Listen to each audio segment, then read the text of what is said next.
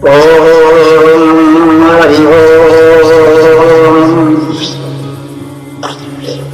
वेद प्रेमियों, सुधी श्रोताओं, संप्रति ऋग्वेद के प्रथम मंडल के 22वें सूक्त के 17वें मंत्र का प्रस्तुतिकरण हो रहा है। यह मंत्र गायत्री छंद में निबद्ध है। दृष्टा ऋषि हैं मेघातुतिकाल और देवता हैं विष्णु। इस मंत्र का शीर्षक है विश्व के उत्पादक क्षेत्र का रहस्य। तो देवता विष्णु है, इसलिए सर्वप्रथम वेद ने विश्व को किस रूप में देखा है, उनकी स्थापना किस रूप में हुई है, इस पर प्रकाश डालना आवश्यक है। विष्णु शब्द विश्व धातु से व्युत्पन्न है, बना हुआ है। तो व्यापकत्व के अर्थ में विश्व धातु का प्रयोग होता है। तो विष्णु का अर्थ हुआ व्यापक या सर्वव्यापक देवता। देवता एक शक्ति हैं जिनसे सृष्टि का संचालन होता है। ऋषियों ने उस शक्ति को विभाजित करके कई रूपों में कर दिया है। बाद में एक एक रूप को पकड़ करके संप्रदाय बनते रहे। सब हैं प्रभु के रूप, कभी इंद्र, कभी वरुण, कभी शक्ति, कभी विष्णु। विष्णु का विस्तार जैसा उनके नाम से ही बोध होता है, हिंदुत्व पर या सनातन धर्म पर अधिक प्रभावी हुआ। तो उन गुणों का, उन विशेषताओं का जिसके कारण विश्व का उत्तरोत्तर भारतीय चिंतन पर पड़ता रहा, धर्म पर पड़ता रहा, उनके मूल कारण इस मंत्र में निहित है। तो विश्व व्यापक बन गए, सर्वप्रधान बन गए, उनका उत्तरोत्तर विकास होता रहा। देवत्व के स्थान पर उन्हें भक्तगण स्थापित करते रहे। उसका मुख्य कारण है उनका त्रिपादक क्षेप। विश्व को त्रिविक्रम कहा जाता है।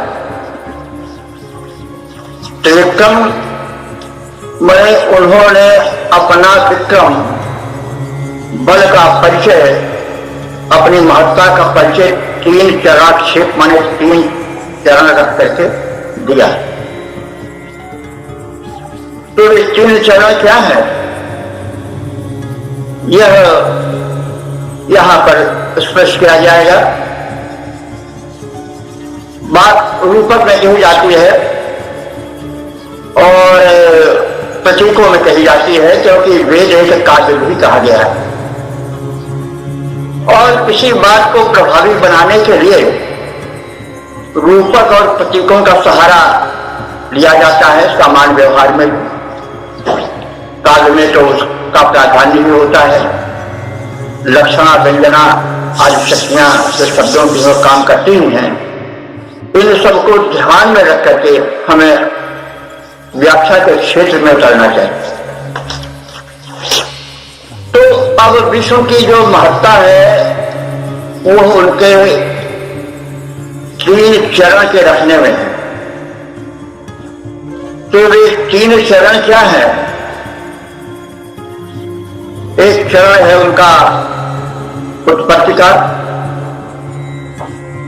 सृष्टि में उत्पत्ति होती है, उद्गम होता है, उसके पश्चात उसका विकास होता है, संवर्धन होता है, फिर उसका लूप हो जाना, जिसको हम संघात कहते हैं, नष्ट होना कहते हैं, मृत्यु कहते हैं, आदि आदि रूप में उसका प्रारूप दिखाई पड़ता है। तो तीन क्रियाएं हैं, उत्पत्ति, विकास और संहार या उसकी समाप्ति या उसका लुप्तप्राय हो जाना। तो यही उस व्यापक सत्य के तीन चरण हैं। यहाँ पर जो पौराणिक है, सनातन है, जो आम जनता में एक प्रचलित है, एक बल नाम का परम शक्तिशाली दानव था, जो कि प्रहलाद का पौत्र था। वह जब अपने को ही बहुत बड़ा दानी मानने लगा और उसका अहंकार कुछ ज्यादा बढ़ गया। देखो वो सात्विक था, लेकिन फिर भी अहंकार आ जाना है जीव के साथ प्रवृत्ति। तो उसने समग्र भूमंडल को अपने अधीन कर लिया और कुछ देव शक्तियों को बाधित होना पड़ा। तो विष्णु ने तीन चरण रखे और उससे उसकी जो व्याप्ति थी, उसके जो अहंकार का प्रसार था, वो सब नष्ट हो गया और उसे नतमस्तक होना पड़ा। तो उसका अहंकार क्या था, इसको भी जान लें थोड़ा सा। जैसे बनाता, उठाता, बिगाड़ता तो विष्णु है, वो परम शक्ति है जो सर्वत्र व्याप्त है। लेकिन जब कोई समझ लेता है कि मैं इसे कर रहा हूं, मैं सबसे बड़ा कार्य संपन्न करने वाला हूं, दानी हूं, तो यह अहंकार उसका अज्ञान के क्षेत्र में उतरने लगता है। भाई जो कुछ है वो तुम्हारा तो है नहीं, जो कुछ है वो सब किसी का दिया हुआ है। चाहे धन हो, किसी ने दिया, किसी माध्यम से दिया, चाहे पत्नी हो, पुत्र हो, परिवार हो, वो भी हम अपने साथ को लेकर आए नहीं, समाज ने ही दिया। जो हमें परिवार मिला, पत्नी मिली, आपस मिला या जो कुछ मिला, वो समाज के द्वारा मिला, हमारा क्या था। तो इसी प्रकार से जो कुछ हमको फल फूल मूल अन्न धन गोधन गर्जन वायुधन या रक्तधन जो कुछ है, वो सब हमको संसार से किसी माध्यम से मिला। पुरुषार्थ हमारा रहा हुआ बात अलग है, लेकिन वो चीज हमारी नहीं, वो किन्हीं के द्वारा प्रदत्त है। तो जब दानी भले वो बड़ा ऊंचा है, लेकिन जब उसको ये अहम हो जाता है कि मैं ही सब कुछ हूं, मैंने इसको आजित किया है, मैं इसको दूंगा, मेरा कोई क्या करेगा, कोई रोकता है तो वो गलत है, तो यह अहम वर्जित है। क्योंकि दी हुई प्रवृत्ति है, जो कछु मेरा मुझ में कछु नहीं, जो कछु है तो तेरा, तेरा तुझको सौंपता क्या लागे है मेरा, आज बातें हैं। लेकिन जो समझ लेता है भाई चीज तीसरे की, वस्तु किसी दूसरे की, और हम अहंकार में डूबे जा रहे हैं कि हम मैं दे रहा हूं, मैं बड़ा भारी दानी हूं, मैं बड़ा भारी महात्मा हूं। अरे ज्ञान भी तो किसी ने हमको दिया है, तो सब कुछ हम किसी के द्वारा पाए हैं। हमारी झोली में जितने दाने हैं वो सब किसी के द्वारा डाले गए हैं। तो कहने के मतलब सबका मूल तो परमात्मा है। जब यह अहम हो जाता है कि यह मेरा है, मैं ऐसा कर रहा हूं, तो उस अहम को परम से तोड़ देती है। और वही चीज समझनी चाहिए। बल और वामन के उदाहरण, छोटा बन करके बड़े को गिरा देता है। दिखाया गया कि तुम बहुत बड़े हो, लेकिन जो सबसे छोटा है वामनाकार है, वही तुमको गिराएगा। छोटी सी गोरी हाथी को भेज देती है। तो कहने का सबका तात्पर्य हुआ कि जो कुछ है वो सब उस परम सत्य का, विश्व का जो सर्वव्यापक है उसका है। बीच में अहंकार करने वाला भटका हुआ है। तो यह इसका मूल है। तो अब इस मूल की ओर इंगित करने के पश्चात अब हम मूल अर्थ की ओर प्रस्थान करेंगे। तो विष्णु का अर्थ बोध हमने कर लिया। अब हम उसके कृत्यों का बोध करेंगे। पहले मंत्र पाठ करें। मंत्र इस प्रकार से है, ओम इदं विष्णुर्विचक्रमे त्रिधा विदधे पदं समूढमहमस्य पांसुरे। तो शब्दार्थ होगा, विष्णु यानी उस सर्वव्यापक जीव ने इदं त्रिधा पदं निदधे, त्रिधा माने 3 प्रकार से उसने अपने चरण को रखे। तो समूढ़मस्य पांसुरे, लेकिन जो उसका चरण है वो पांसुर कहां पर है? पांसुर कहते हैं धूल युक्त, पांसुर कहते हैं धूल। तो पांसुर माने धूल धूसरी। तो ये जरा एक विशेष अर्थ छिपाए हुए। ये पांसुर कहते हैं धूल को, लेकिन धूल क्या है, का क्या है? ये है जो है ब्रह्मांडीय धूल। ऐसा वैज्ञानिकों का मत है कि जब विस्फोट हुआ सृष्टि में, उस विस्फोट से सृष्टि का विस्तार होना शुरू हुआ, ब्रह्मांड बनने लगे। तो जब कोई विस्फोट होता है, कोई चीज फटती है विस्तार के लिए, तो उसमें कुछ बड़े टुकड़े निकलते हैं, कुछ मझले निकलते हैं, कुछ छोटे निकलते हैं, और कुछ बिल्कुल रंगकाश तरह कुछ परमाणु के रूप में निकलते हैं।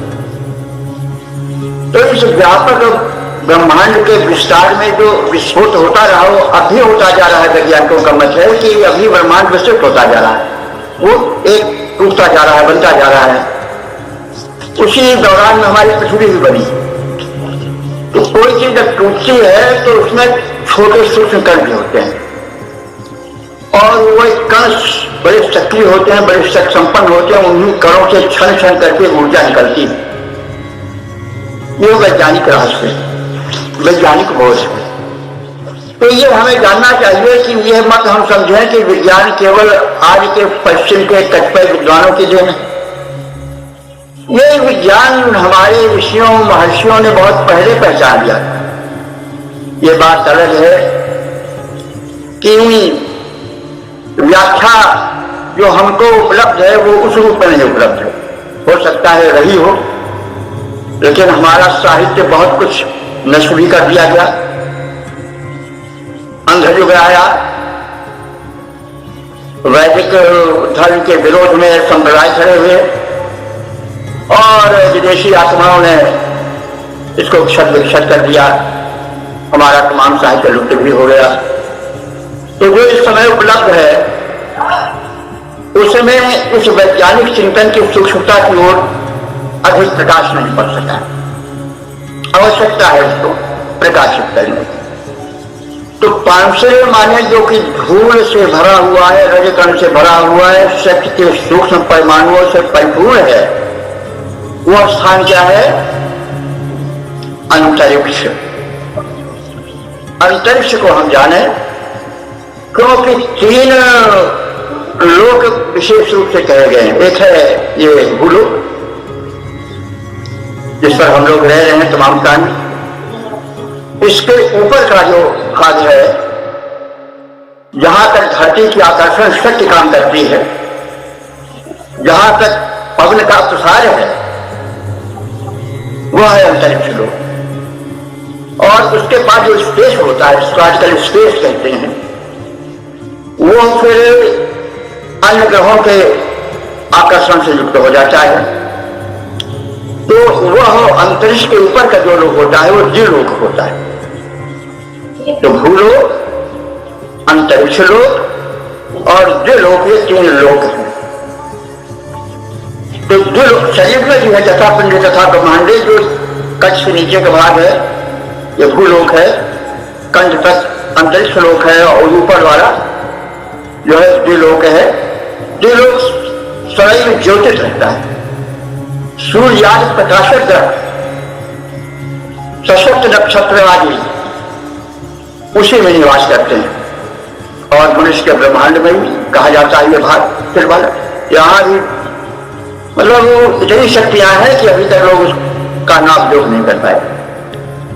जैसे द्विलोक में जहां सूर्य जैसे प्रकाशवान नक्षत्र हैं, वहां कितनी शक्तियां हैं, उसका कितना रहस्य जैसे बोध नहीं हो सका है, वैसे ही पिंड के ब्रह्मांड में जो अलौकिक शक्ति है मस्तिष्क में, उसका पूरा बोध अभी तक वैज्ञानिक नहीं कर पाए। बस यही करके रह गए हैं कि अनंत शक्ति है, केवल 5% मस्तिष्क का भी जागृत हो सकता है। जिनका 7-8 हो जाता है वो बहुत बड़े अवतार हो जाते हैं, वैज्ञानिक हो जाते हैं, गणमान्य नेता या जो कुछ है वो सब हो जाते हैं। तो अब हम आते हैं, ये भाई 3 पैर जो 3 लोकों में रखे गए हैं वो क्या है, उन्हें हम कैसे माने? तो यह जो दृश्यमान जगत है यह त्रिविक्रमधारी विश्व के पराक्रम का परिणाम है। उन्होंने 3 प्रकार के चरण रखे। द्विलोक सात्विकता से भरा हुआ है, एक चरण उनका द्विलोक में गया, यहाँ सात्विकता अधिक है, प्रकाश अधिक है, शक्तियां अधिक हैं। और उनका दूसरा चरण अंतरिक्ष लोक में गया, जहां की शक्ति के कण धूल के कण की तरह परमाणु के रूप में भरे हुए हैं। और उनका तीसरा चरण है भूलोक। तो जो भूलोक है वो तमः प्रधान है, यानी उसमें तामस वृत्ति अधिक है। और तमोगुण का एक प्रधान लक्षण होता है कि वो स्थिर रहता है, उसमें आलस्य, घृणा और अकर्मण्यता, शिथिलता आदि के भाव अधिक रहते हैं। और उसमें अगर देखा जाए तो जो आकर्षण शक्ति है, जो हर चीज को अपनी ओर खींच करके रोके रहती है, वो भी इसी तमोगुण का प्रभाव है। धरती में आकर्षण है, इसीलिए बुढ़ापा क्या होता है? जब धरती की आकर्षण शक्ति खींचने लगती है, प्रबल हो जाती है, तो शरीर झुकने लगता है। और झुकते झुकते झुकते झुकते जहां से अंकुरित हुआ था उसी भूमि में फिर मिल जाता है। तो ये तमोगुण प्रधान है, इसे इसको मर्त्य लोक कहा गया है। यहां मृत्यु होती रहती है क्योंकि यहां पर तमोगुण प्रधान है। धरती की आकर्षण शक्ति प्रत्येक उठने वाली चीज को धीरे धीरे अपनी ओर खींच करके पौधा अंकुरित हुआ, बढ़ा, उसके बाद धरती की आकर्षण शक्ति ने उसको खींच करके अपने में मिला दिया और मिट्टी बना दिया, अपने रूप में कर दिया। ऐसी शक्ति हालत। तो अब हम आते हैं दूसरे लोक, अंतरिक्ष लोक में, जिसको हम सामान्य रूप में आकाश गगन भी कह सकते हैं। तो सत्व के कण परमाणु इसी अंतरिक्ष में तैर रहे हैं। और जो द्विलोक है, पृथ्वी की आकर्षण शक्ति उभर, जो वायु जहां तक व्याप्त है वहां तक अंतरिक्ष लोक है। उसके पश्चात जो द्विलोक आता है, द्विलोक सदैव प्रकाशित रहता है, वहां देवभाव या अमरत्व भी निवास करता है। ऐसा वैज्ञानिक मानते हैं, बात ज्यादा बढ़ जाएगी। ऊपर के लोक में यानी ब्रह्मा का दिन कहा जाता है कि एक दिन में 4 युग बीत जाते हैं।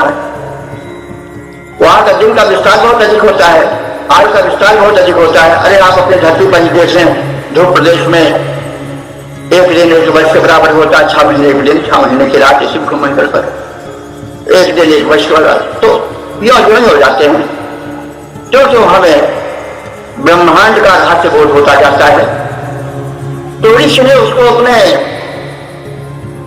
त्रिकाल दक्षिण दृष्टि से देखा और यह बोध किया, वो जो विश्व सर्वव्यापक परमात्मा है, वो अपने 3 चरण रखता है।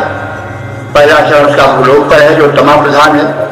दूसरा अंतरिक्ष लोक में है, जो रजोगुण प्रधान है, जहां प्रतिशत के सूक्ष्म कण परमाणु रूप में तैरते रहते हैं।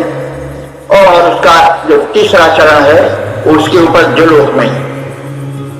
तो यही उसका तीनों लोकों में अपने चरण का रखना है। और उसी इस चरण क्षेत्र को हम ये कह सकते हैं कि उत्पत्ति, विकास और विनाश, संहार। विनाश का अर्थ हुआ एक चीज उत्पन्न हुई, उसके बाद फिर वो समाप्त हो गई, यही विनाश है। वो इसीलिए दार्शनिकों ने, बड़े बड़े लोगों ने कहा कि भाई देखिए, सब जो है वो ये तो कुछ नहीं है, ये तो एक चोली का परिवर्तन है, बदलना है। एक कपड़ा पहनकर हम दूसरा कपड़ा पहन लेते हैं तो हम कोई चिंता नहीं करते। ये तो परिवर्तन है, ये परिवर्तन के 3 चरण हैं। तो वस्तु उत्पन्न हुई, उसका विकास हुआ, फिर उसके बाद फिर वो लुप्त हो गई। कोई विनाश होना है, वही मृत्यु है।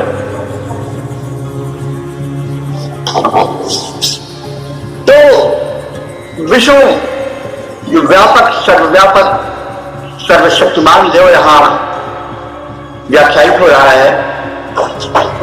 ऋषि ने अपने मेधा से दर्शन किया कि वो शक्ति जन्म के रूप में, विकास के रूप में, मरण के रूप में अपने चरण से निरंतर करती जा रही है। वो शक्ति सक्रिय है और यही उसका पदक्षेप है। यह क्रिया सर्वत्र व्याप्त है, कहीं शीघ्र से यह कार्य हो रहा है, कहीं कुछ रुक करके हो रहा है और कहीं कुछ बहुत देर में विलंब से हो रहा है। तो समूढ़ हम अवश्य पांसुरे, तो जो 500 माने रजकण से परमाणुओं से व्याप्त है वो अंतरिक्ष लोक बड़ा गूढ़ है, समूढ़ है, यानी बड़ी सूक्ष्मता से जानने योग्य है, रहस्यमय है। तो विश्व का जो रजह अन्य परमाणु से व्याप्त अंतरिक्ष लोक वाला पद है, वो बहुत ही रहस्यमय है। और उस पद के कारण ही धरती पर जीवन है, धरती पर परिवर्तन है, धरती पर विकास है और धरती पर अंत या विनाश है। तो ये उसकी लीला है, खेल है, ये भय की चीज नहीं है। क्योंकि अगर गाड़ी पर सब लोग चढ़ते ही जाए तो समस्या हो जाएगी, उतरना आवश्यक। अगर कोई मरबे निकले तो फिर कितने आदमी हो जाएंगे, धरती कितनी बड़ी हो जाएगी। तो ये तो एक उस बनाने वाली की एक लीला है, एक रहस्य है, जो कि बड़ा रहस्य में, इसीलिए उसको कहा है कि ये 500 जो ये अंतरिक्ष लोक है, ये बड़ा ही रहस्यपूर्ण है और इसका रहस्य गूढ़ है। तो इस तरह से वो जो व्यापक विष्णु है, बाद में जो ब्रह्मत्व को प्राप्त है, ब्रह्म है ही, तो उसने अपने पराक्रम को दिखाया, अपनी शक्ति का प्रदर्शन किया और जो ब्रह्मांड था उसके निर्माण हो जाने पर उसने अपना पराक्रम दिखाया और वही पराक्रम दिखाना उसका विक्रम है। और त्रिविक्रम माने 3 प्रकार से उसने अपना पराक्रम दिखाया, अपनी क्रीड़ा दिखाई, लीला दिखाई या शक्ति दिखाई, जो कुछ पहले। तो जो है वो तीन चरण में, तीनों लोकों में है और उसी के कारण तीन क्रियाएं होती हैं, उद्भव, विकास और विनाश। उसका जो दूसरा चरण है वो बड़ा रहस्यमय है। उसमें शक्ति के जो है परमाणु तैरते रहते हैं और उन परमाणुओं का जब निपात धरती पर होता है तो उससे जीवन पोषित होता है, जीवन का विकास होता है। और इस प्रकार से हम देखते हैं कि इस प्रवाह में पोषक पदार्थ बनते, बदलते, टूटते, बिखरते रहते हैं। इसका पूर्ण रूप हम पृथ्वी पर विविध रूपों में देखते हैं। तो इस प्रकार से विश्व के पादक्षेप के रहस्य को हमने बताने की चेष्टा की। और एक बार हम शेष मंत्र को देख लें। यह जो दृश्यमान जगत है, यह त्रिविक्रमधारी विश्व के पराक्रम का परिणाम है।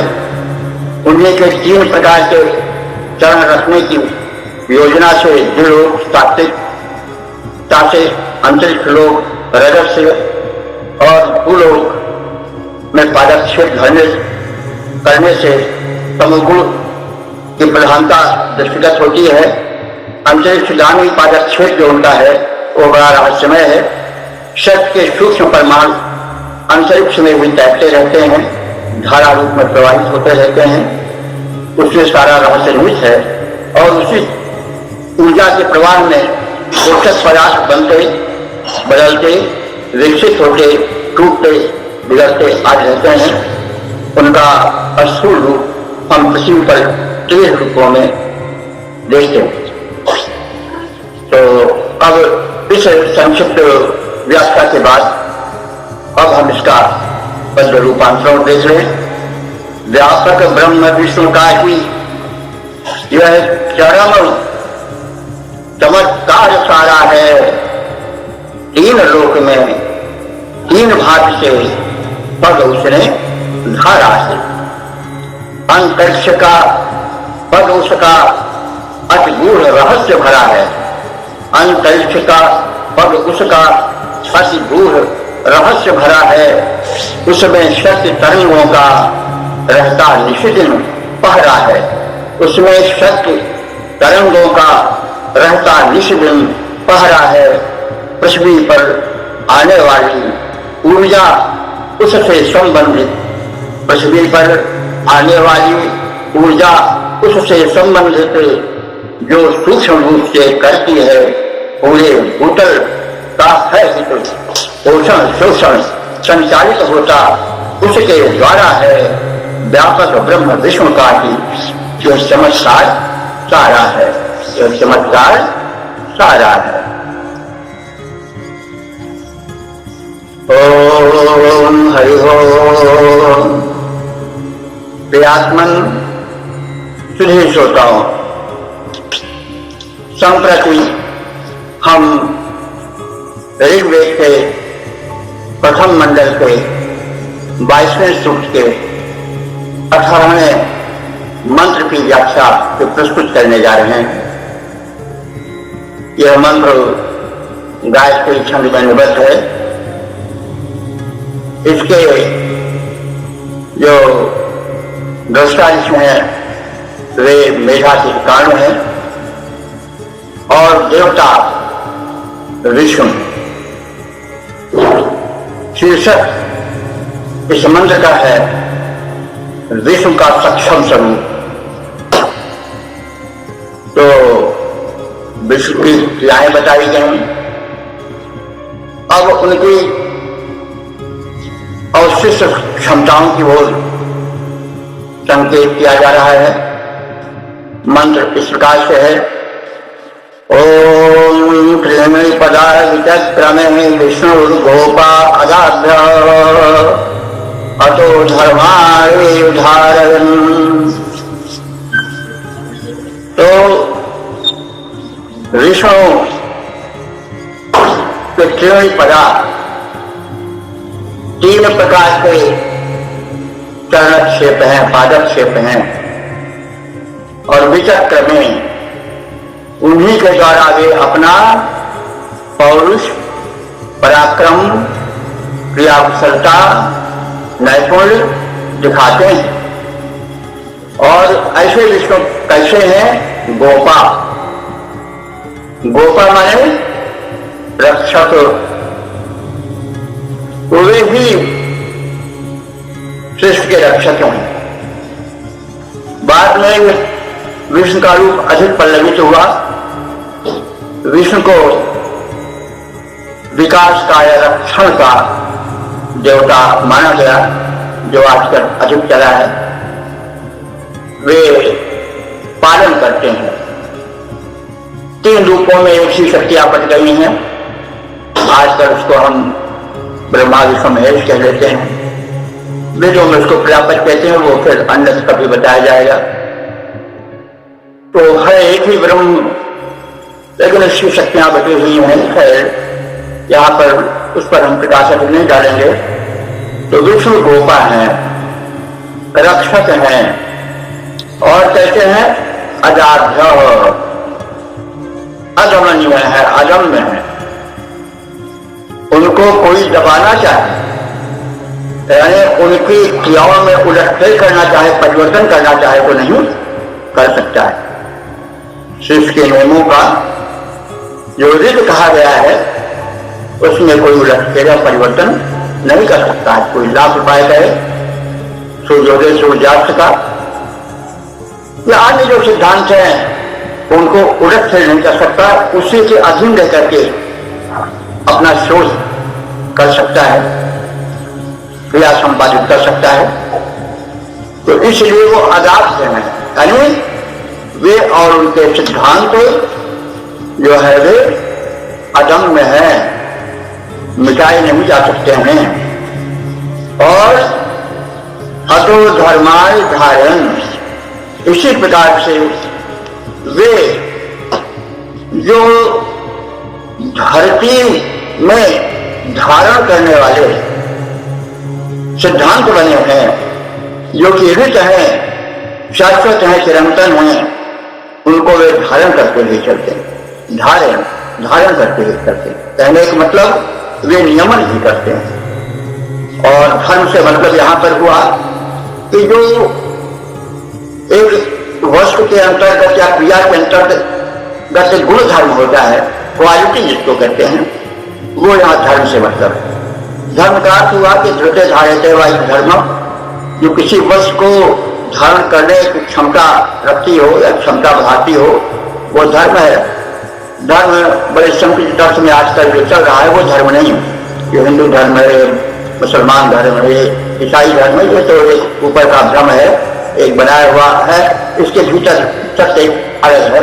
तो धर्म जो प्रयोग हुआ है यहाँ पर, वो यह है कि वस्तु की, विषय की विशेषता, क्वालिटी, तो वह जो ब्रह्म है, विष्णु रूप में व्यापक है, उसने जो सृष्टि संचालन के धर्म है, नियम है, वैशिष्ट हैं, उनको धारण करता है, उनको संचालित करता है, उनको नियंत्रित करता है, सुरक्षित रखता है।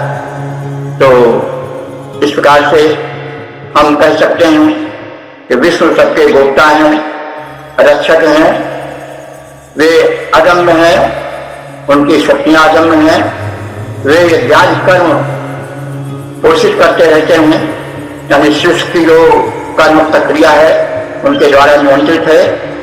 ये 3 चरणों में विश्व के समग्र व्यवस्था को व्यापित किए रहते हैं, नियंत्रित किए रहते हैं, परिपूर्ण किए रहते हैं, और वे भी रचना, पोषण और परिवर्तन उन 3 चरणों को निरंतर करते रहते हैं। ये चरण उनके निरंतर चलते रहते हैं। रचना भी होती है, जन्म भी होता रहता है, विकास भी होता रहता है, मरण भी होता रहता है। कोई ऐसा क्षण नहीं है जिसमें ये क्रिया न होती। प्रत्येक क्षण में यह क्रिया होती रहती है।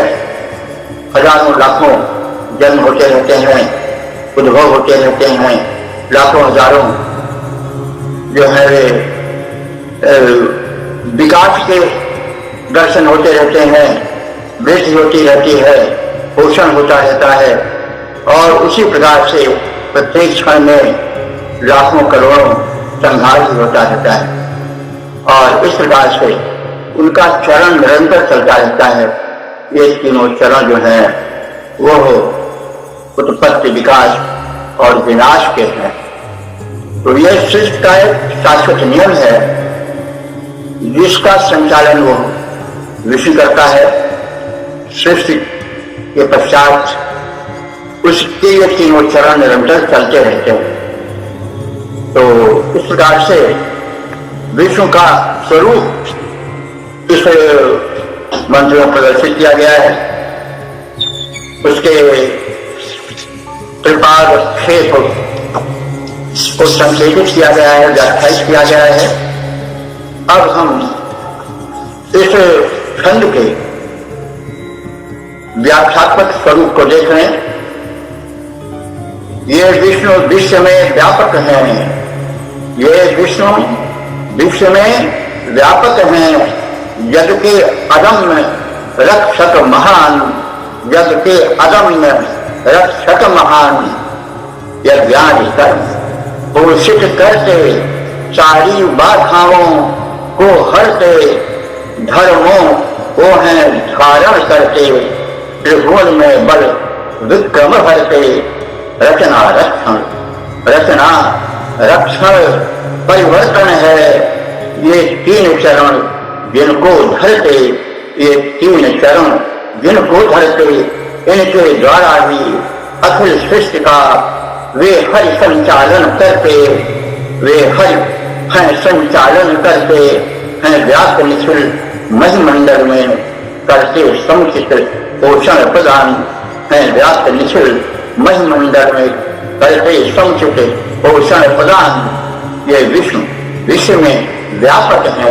जग के अदम्य रक्षक महान, जग के अदम्य रक्षक महान।